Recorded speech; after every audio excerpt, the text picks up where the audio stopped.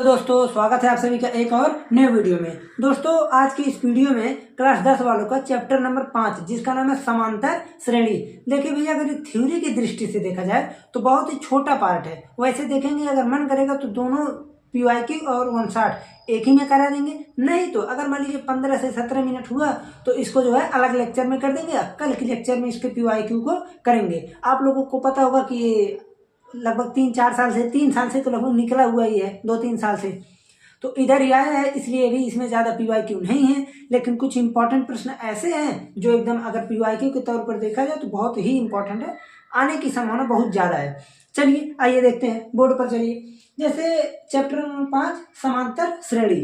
तो अगर हम श्रेणी की बात करें तो आप लोगों को पता होगा श्रेणी यानी कोई भी क्रम अगर ले लें, जैसे मान लीजिए मैं कोई सा भी क्रम ले लूँ, जैसे कह दूँ 2, 4, 6, 8, 12, 16, 14, 16, 20, इस प्रकार से एक क्रम चलता रहे।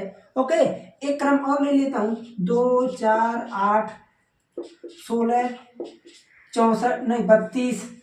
ओके, इस प्रकार से ऐसे क्रम चलता है। तो अगर ये देखा जाए कि समांतर श्रेणी क्या होता है, भाई ये श्रेणी है, ठीक है, ये सब क्या है, ये सब श्रेणी है भैया, श्रेणी। और श्रेणी का एक पद को इसे हम इंग्लिश में बोलते हैं टर्म और हिंदी में बोलते हैं पद। यानी जो भी श्रेणी है उसके प्रत्येक एलिमेंट को हम पद बोलते हैं। पहला पद, दूसरा पद, तीसरा पद, 9वां पद कौन सा है, 12वां पद कौन सा है। तो इस प्रकार जो है हम सिंपली क्या बोलते हैं, कोई भी श्रेणी हो, श्रेणी में जितने भी अंक लिखे गए हैं, जितने भी चीज लिखे गए हैं, उनमें प्रत्येक को हम पद बोलते हैं। ओके, ये चीज समझ लीजिए। और जानते हैं कि समांतर श्रेणी क्या होता है, जब श्रेणी के किन्हीं दो टर्म देखेंगे, किन्हीं भी अगर दो में देखेंगे तो कोई सा भी जैसे मान लीजिए हम ले लेते हैं, इसमें लेते हैं, यहाँ पर देखें 2, यहाँ पर देखें 2, यहाँ पर 2, यहाँ पर 4 आ गया 4, फिर यहाँ पर 2, यहाँ पर 2, तो यहाँ पर 8 के बाद 10 रहेगा। ओके, तब 2 हो जाएगा इनके बीच में भी और इनके भी बीच में। तो सिंपली क्या देखा गया, समांतर श्रेणी क्या होता है, किन्हीं भी दो टर्म में, अगर दो टर्म में देखा जाए तो अंतर अगर समान है, अंतर समान है। जैसे मान लीजिए देखिए 2, 4, 6, 8, 10, तो अंतर ध्यान दीजिएगा, 2 का अंतर, 2 का अंतर, 2 का अंतर, 2 का अंतर। तो आप लोगों को केवल यही पढ़ना है, समांतर श्रेणी। मैं यही क्यों बोला, क्योंकि क्लास 11th में जब जाएंगे तो वहाँ आपको गुणोत्तर श्रेणी मिलेगा, GP, ज्योमेट्रिक। अब देखिए एक चीज और, इसे हम बोलते हैं arithmetic progression, ARITHMET, arithmetic progression, WSION। इसे हम शॉर्ट टर्म में बोलते हैं AP। तो क्वेश्चन में दे देता हुआ है AP ज्ञात कीजिए, तो बच्चे कहते हैं AP क्या है, AP उसका इंग्लिश नेम है। ओके, तो सिंपली हम ये ध्यान देंगे, यहाँ पर हमको मेन समझाने का मतलब ये था। अब चूंकि आप लोगों को पता ही है 160 है तो ज़्यादा दीर्घ में तो समझाएंगे नहीं, बस सिंपली ये जानिए, कोई भी अगर श्रेणी है तो श्रेणी में अगर हम देखा जाए क्रमागत टर्म में अंतर अगर समान है तो इन्हें ही हम बोलेंगे, सिंपल बोलेंगे क्या, समांतर श्रेणी। श्रेणी है फिर समान अंतर भी है, श्रेणी तो है ही। ओके, जब समान अंतर हो जाएगा तो हम बोलेंगे समांतर श्रेणी। अब देखिए ये जो आया, ठीक है, इसे हम बोलते हैं सार्व अंतर, सार्व अंतर, और इंग्लिश में बोलते हैं भैया कॉमन डिफरेंस। इंग्लिश में क्या बोलते हैं, कॉमन डिफरेंस। सार्व अंतर इंग्लिश में बोलते हैं कॉमन डिफरेंस। इसे D से डिनोट करते हैं, कुछ यही बताते चलते हैं।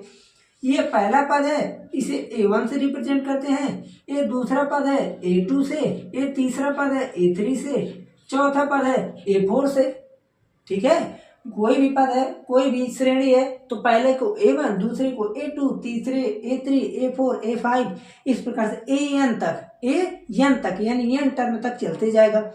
डिफरेंस की बात करें तो किन्हीं दो टर्मों में difference D, common difference D। अब D है। ओके, अब इस पे थोड़ा हमको विस्तृत चर्चा कर रहे हैं, इसलिए यहाँ पर लेकर आते हैं।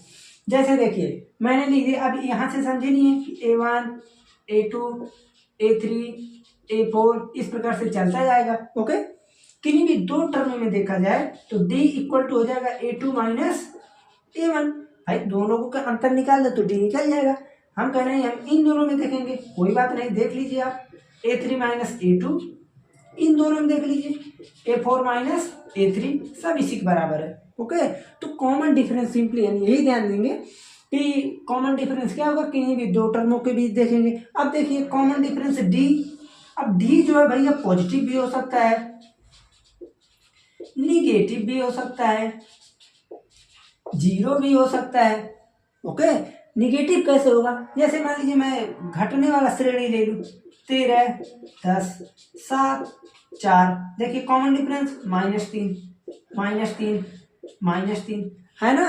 तो इस प्रकार से अब जीरो कैसे होगा, 2, 2, 2, 2, 2, 2 है ना। देखिए 0, 0, 0, 0, 0। तो इस प्रकार से आपको सिंपली ध्यान ये देना है कि जो कॉमन डिफरेंस होता है वो सिंपली पॉजिटिव, निगेटिव, जीरो हो सकता है।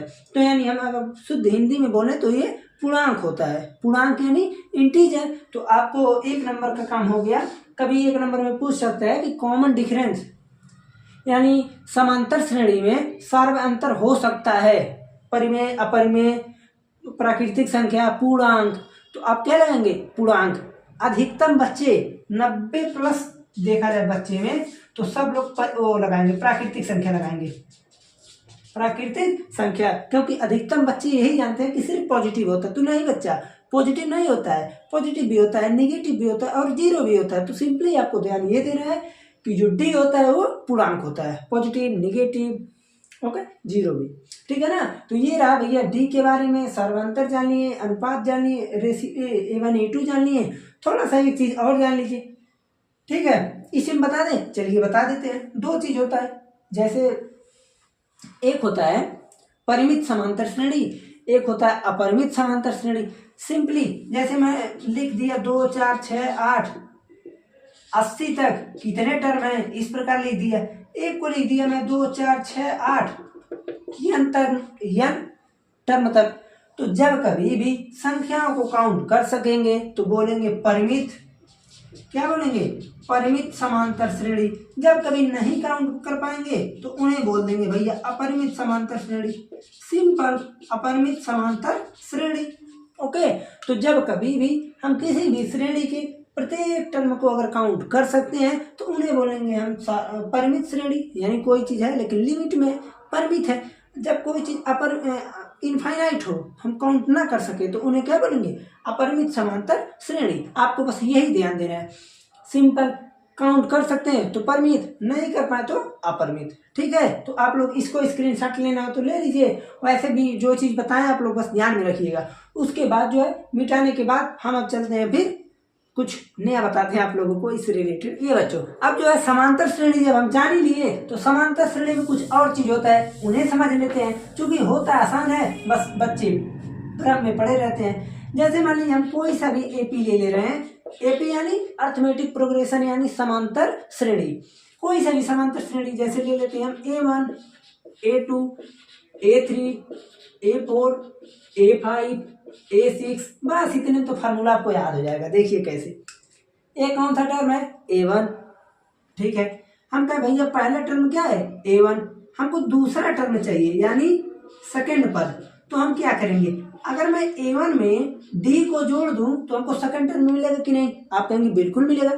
भाई जब कॉमन डिफरेंस यानी सार्व अंतर समान है तो आप जब पहले में दो जोड़े, अगर मान लीजिए कॉमन डिफरेंस 2 है, 2 जोड़े तो दूसरा मिल गया, दूसरे में D जोड़े तीसरा मिल गया। अब जैसे A1 प्लस D किए तो सेकंड मिल गया, A2 मिला ना। हम कहें भैया A3 बताओ, कोई बात नहीं, A2 में D जोड़ दो। हम कहें A4 बताओ, A3 में D जोड़ दो। तो इस प्रकार से आप लोग कर सकते हैं। बट अगर ये चीज मान लीजिए ऐसे ना करना रहे आपको तो उसके लिए आप क्या करेंगे, रास्ता है भैया। पहले के लिए आप क्या करेंगे, A1 प्लस D, ओके, पहले टर्म में D जोड़ देते हैं। दूसरे के लिए क्या करेंगे, A1 प्लस 2D। क्यों, तीसरे के लिए बता रहे हैं 2D क्यों करेंगे भाई, अगर एक बार जोड़े तो दूसरा का मिला, 2 बार जोड़ेंगे तीसरा का मिलेगा, 3 बार जोड़ देंगे चौथा का मिल जाएगा, बात खत्म। बताइए मिलेगा ना। अब A1 को चूंकि पहला ही है इसलिए हम A मानते हैं, A1 को चूंकि पहला पद ही है तो इसलिए हम A मानते हैं। ओके, तो A अगर मान लीजिए बहुत सारे टर्म हो तो A1 A2 लिखेंगे, बट ए ही है तो जानते हैं पहला टर्म है तो इसलिए ए ही लेते हैं। अब ये बताइए ये कौन सा टर्म है, चौथा, तो यहाँ कितना आया 3, ठीक है। अगर यहाँ 6 रहता तो यहाँ कितना आता 5, यहाँ 20 रहता तो यहाँ कितना आता 19। बच्चा लोग ध्यान से समझिएगा, 19 का मतलब A + 19D, A + 5D, A + 18D, वो समझिएगा, ठीक है। हम कहें भैया 101 है तब आप कहेंगे 100 आएगा, भाई इसमें कौन सी बात है, इतनी आसान। हम कहें n टर्म है तब आप कहेंगे n टर्म है तो A2 घटा दीजिए, बस यही फार्मूला है बच्चा लोग, A + n - 1 × D, यही तो फार्मूला है। तो n पदों का फार्मूला होता है n, मान लीजिए कोई सा भी है nवां टर्म, nवां पद का फार्मूला होता है A + n - 1 × D। देखिए इतना आसान होता है फार्मूला, मिल गया। सिंपल जो सवाल रहेगा, सवाल में आपको A खोजना है और n खोजना है, n खोज लेंगे, D खोज लेंगे, रख देंगे, मिल जाएगा सिंपली, ठीक है। यही था फार्मूला। कहाँ से आया, सिंपल देखिए, चौथा निकाल लेते हैं तो A + 3D था, तीसरा निकाल लेते तो A + 2D था, दूसरा निकाल लेते तो A + D था। तो उसी प्रकार से n निकालेंगे तो n - 1 हो जाएगा, A + n - 1 × D। अब देखिए समांतर श्रेणी में आपको सिर्फ दो ही चीज जानना है, एक होता है n पद, एक होता है n पदों का योगफल, n पदों का योगफल। ओके, अब इसका भी डेरिवेशन वैसे खैर देखते हैं। अब इसका फार्मूला पहले हम बता दें आपको। देखिए Sn = होता है n/2 2a + n - 1 × D। ये क्या होता है इसका फार्मूला। अब इसका डेरिवेशन जो है अभी रहन देते हैं, ओके, हाँ अभी रहन देते हैं, क्योंकि आप लोगों को डेरिवेशन जो है नहीं पूछेगा, कभी नहीं पूछेगा, एक चीज पूछेगा हम वो बता देते हैं आपको। देखिए Sn जो आया भाई, Sn = n/2 a + n - 1 × D। तो कभी कभी ऐसा क्वेश्चन पूछता है, देखिए इसको क्या लिखेंगे, n/2 a + an। तो कभी कभी क्वेश्चन पूछता है किसी भी समांतर श्रेणी का पांचवा पद 20 है और पहला टर्म 5 है, तो योगफल बताइए। तो भैया जब पांचवा पद 20 है, यहाँ रख दीजिए 20, यहाँ 5 रख दीजिए, यहाँ जो भी पहला टर्म वो रख दीजिए, निकाल दीजिए डायरेक्टली, ठीक है ना। तो छोटे छोटे फार्मूलों को कहाँ से आया, कैसे आया, ये देखना जरूरी है। अब ये नहीं कि बस यही फार्मूला है, इसी को कोई छोटा पूछ ले तब वो लगे डेरिवेशन करने धक्का-धक, तो ऐसा नहीं करना चाहिए, ठीक है। मैथमेटिक्स को आसान बनाकर पढ़ेंगे तो बहुत ही मजा आएगा, जैसे कठिन बनाएंगे तो फिर ऐसे हाथ रखेंगे, ऐसे कहेंगे नहीं आता है। ओके, तो आप लोगों का जो है n पद निकल गया, ठीक है, n पद निकल गया, n पदों का योगफल निकल गया, और हमको नहीं लगता कि इसमें ज़्यादा कुछ है। अब जैसे मान लीजिए कोई सा भी क्वेश्चन पूछेगा तो टर्म में तो भैया आसान है, ये टर्म वाला तो बहुत आसान है, इसमें आप लोग सब लोग कर ले जाएंगे। n पदों का योगफल जो होता है, इसमें जब कहीं योगफल पूछता है तो अधिकतम बच्चे को ये लगता है कि n इसमें वही है जो पूछ रहा है, तो उसी को n मान लेते हैं लोग, यही गलती कर देते हैं। जैसे क्वेश्चन में एक यहीं से पुटअप कर देता हूँ, मैं बोल दिया ऐसा है कि 1 से लेके 50 तक के बीच की सभी सम संख्याओं का योगफल बताइए। कौन सी संख्या का, सम संख्या का। अब देखिए एक चीज और पहले बता दें, पहले क्वेश्चन को हम यहीं पर छोड़ते हैं, क्वेश्चन को ठीक है अभी हम बताते हैं, पहले हम ये इसी को लाते हैं फार्मूले को, एक चीज बताते हैं, Sn = n/2 2a + n - 1 × D। अब कुछ बच्चा लोग को एक फार्मूला पूछ लिया था, हाँ पूछा था, मैं जब प्रीबोर्ड कर दिया था तब पूछा था, ओके। तो क्वेश्चन ये था कि प्राकृतिक संख्याओं का योगफल होगा, n प्राकृतिक संख्या। तो ये बताइए अगर n प्राकृतिक संख्या ले रहे हैं, क्या ले रहे हैं, n प्राकृतिक संख्या। देखिए स्क्रीनशॉट लेते रहिएगा क्योंकि हम इधर उधर गूंजते रहते हैं, ओके। तो जब n प्राकृतिक संख्या करेंगे तो n की जगह n रखेंगे, 2a / 2 × 1 + n - 1, D की जगह 1, n/2 2 + n - 1, यहाँ से क्या बचेगा, तो आप कहेंगे n + 1 बच जाएगा, तो n ब्रैकेट में n + 1/2। तो यही होता है n पदों का योगफल। तो फार्मूला पूछा कि n पदों का योगफल होगा, तो जब योगफल पूछ लिया तो क्या हुआ भाई, समांतर श्रेणी का ही तो है, n पदों का पूछ ले चाहे कितना भी पदों पूछे, बस यहीं पर करना है। अब देखिए जैसे इसमें पूछा सम संख्या होगी 1 से 50 तक की संख्याओं में सम संख्या होगी, तो ये बताइए कैसे निकलेगा। आप कहेंगे हमको तो नहीं आ रहा है क्योंकि 50 है, हमको ये पता है कि इसमें जो है 25 ठोरा भैया सम होगा, अब 25 ठोरा होगा विषम, 25 ठो विषम होगा। तो हमको क्या चाहिए, पहले n चाहिए, ये तो मान लीजिए डायरेक्टली बता दिए आप। तो n निकालने के लिए an equal to a plus n minus 1 into d, यही करेंगे।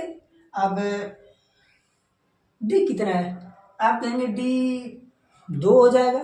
d 2 क्यों होगा, क्योंकि यहाँ पर हम सम को ले रहे हैं, तो जब an का बात करेंगे तो an कितना है 50, भाई an का मान 50 है ना, 50 टर्म है, तो 50 equal to a plus n minus 1 into 2। Okay, इतना आ गया। अब उसके बाद हम करते हैं एक काम और, 50 माइनस 1 कर देते हैं, 49 इक्वल टू 2n माइनस 2। देखिए कहीं हो गया मिस्टेक, क्योंकि 1 से 50 तक की सम संख्या की बात करेंगे 25 ही होता है। an एक, देखिए एक गड़बड़ हो गया ना, पहला टर्म भैया 2 आएगा, सम संख्या है ना, तो यहाँ घटाएंगे तो 48 हो जाएगा। अब 2 को इधर भेजेंगे तो 50 हो जाएगा, 50 बराबर 2n, n बराबर 25। तो ऐसे ही टर्म निकलता है। जैसे मान लीजिए एक, अभी n निकल गया ना, अभी योगफल निकाल के निकालेंगे आप लोग। जैसे मान लीजिए कोई एक क्वेश्चन पूछा कि 1 से लेकर 100 के बीच 7 से कितने विभाज्यबल हैं, तो 7 से विभाज्य करवा दीजिए। 7 से करेंगे तो 7, 14, इस प्रकार से लास्ट वाला टर्म कितने जाएगा, तो आप कहेंगे 14 सतह 98 होता है ना, 98 जाएगा। तो हमको अब तो कुछ पता नहीं क्या ठोक रहा है भाई, 98 तक है, तो an वाला कितना है 98, 7 plus n minus 1 into 7, D 7 है ना, 7 को इधर भेज दीजिए, 91 बराबर n माइनस 1 7, 7 से इसको काट दिए 13, n माइनस 1 13, तो n बराबर 14। ओके, तो ये वाला सबसे ज्यादा समस्या बच्चे लोग को होता है, निकाल नहीं पाते हैं कि n का मान कितना है। तो सिंपली n का मान जिसको निकालने आ गया, समांतर श्रेणी में योगफल का फार्मूला कर ले जाएगा। इतना बढ़िया बढ़िया क्वेश्चन लिख के रखे हैं। अब चूंकि आज नहीं बताएंगे, कल ही बताएंगे, लेकिन ये मस्त से आप लोग बस देखते रहिए, वीडियो को पूरा देखिए। ओके, वीडियो को पूरा देखेंगे सब समझ में आएगा। कुछ लोग ऊपर से ही जज करके चल देते हैं, हमको सब पता चलता है कि क्या कौन सा देख रहा है कौन नहीं देख रहा है। तो खैर कोई बात नहीं, हम यही कहेंगे पहली बार आए तो सब्सक्राइब करके रखिए। उसके बाद आप लोग मैथ का टेंशन छोड़ दीजिए, मैथ का टेंशन छोड़िए, और जो समस्या हो कमेंट में बताइए, सबका निवारण होगा। ओके, चलते हैं, मिलते हैं अगले लेक्चर में।